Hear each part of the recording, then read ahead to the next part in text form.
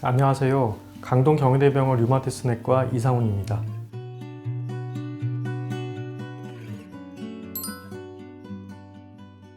허리 디스크라고 일반적으로 부르는 병은 디스크가 탈출돼서 신경을 누르는 병을 일반적으로 칭하는데, 그런 병 같은 경우는 구조적 이상으로 생기는 병이고, 강직성 척추염은 자가 염증 혹은 자가 면역 질환이라고 해서 면역세포가 자기 몸을 원인 불명으로 공격하게 됨으로 해가지고 염증이 생기고 조직이 파괴된 후에 진행이 되는 질환을 얘기합니다.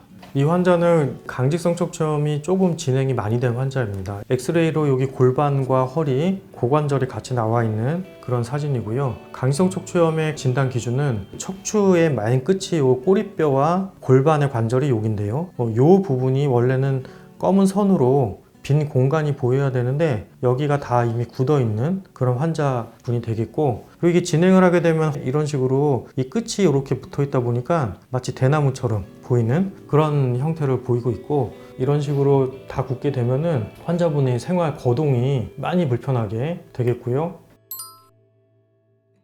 디스크는 구조적인 이상이다 보니까 어떤 특정한 자세를 취할 때 주로 디스크의 하중이 가해지면서 디스크가 뒤로 튀어나오면 신경을 누르기 때문에 허리를 구부린다든가 무거운 걸 든다든가 혹은 오래 앉아 있는다든가 그럴 때 요통이 발생하는 경우도 있고, 혹은 요통이 없이 신경을 누르게 되면은 다리가 당기는 방사통이 생기게 되는 게 디스크 탈출증의 증상이고, 강직성 척추염 같은 경우는 척추에는 아주 작은 관절들이 여러 개가 있는데 거기가 염증으로 관절에 물이 차고 힘줄이 붙어 있는 염증 부위에 붙게 되면은 통증도 유발하지만 뻣뻣한 증상이 주가 되기 때문에 좀 움직이면 오히려 호전되는 양상이 있고, 가만히 있으면은 뻐근하면서 뻣뻣함이 증가되는 그런 증상을 가지게 됩니다.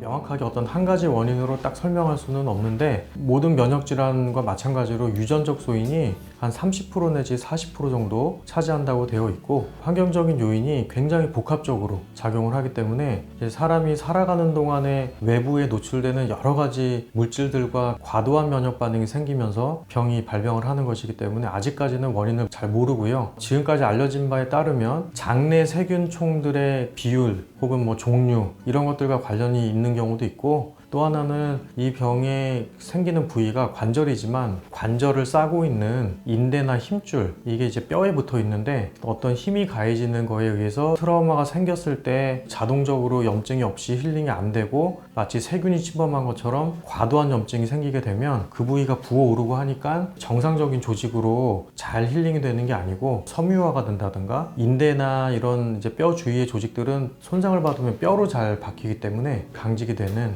그렇게 기전을 설명을 하고 있습니다.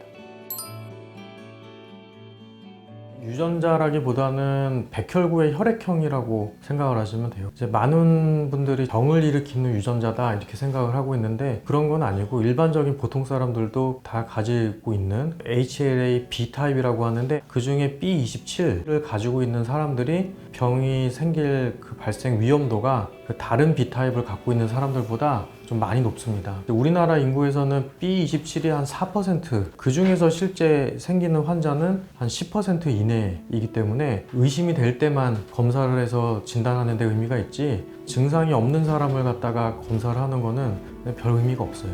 일반적으로 살아가는 상황에서 흔하게 접촉할 수 있는 세균이거나 흔하게 발목을 삔다든가 그런 원인들이 있을 가능성이 높아서 확실하게 이거를 예방한다라는 거는 어려울 것 같습니다. 그거보다는 조기 진단을 해서 빨리 염증을 떨어뜨려서 관절이 망가지는 거를 억제를 함으로 해서 정상 생활을 할 수 있게끔 하는 게 더 큰 치료의 목적이라고 보면 됩니다. 천장관절이라고 해서 척추와 골반이 연결되는 그 관절이 있습니다. 그 관절을 침범을 해야 축성척추관절염이라고 붙이고, 움직이면 호전이 되고 가만히 있으면 악화되는 그런 염증성 요통 증상이 있으면서 천장관절의 엑스레이를 찍어봤더니 이 정도 변화는 확실하게 있다, 강직척추염이라고 진단을 합니다. 엑스레이는 평면을 보다 보니까 진단이 늦어질 수가 있고, CT를 찍게 되면 가장 확실하게 뼈의 강직 정도나 뼈의 변형 정도를 알 수 있습니다. 애매하고 발견이 안 됐을 때 MRI에서 뼈 속의 염증을 발견하기가 가장 좋습니다. 그 다음에는 저절로 생겼다라는 거를 증명해야 되기 때문에 혈액에서의 염증 수치나 이제 HLA-B27 같은 게 있으면은 조금씩 확률이 강성 척추염 쪽으로 넘어가고, 기본적으로 이거는 염증이 저절로 생기는 병이니까 염증을 억제하는 게 치료입니다. 염증을 억제하는 약은 굉장히 흔해요. 소염제라는 게 치료제라고 보면 돼요. 항염제라고 부르는, 잘 알고 계신 낙센이나 여러 가지 소염제들, 그런 것들이 해당이 됩니다. 그 약제만 꾸준히 복용을 해도 통증이 싹 없어지고 염증 없어지는 게 한 60%에서 70%는 돼요.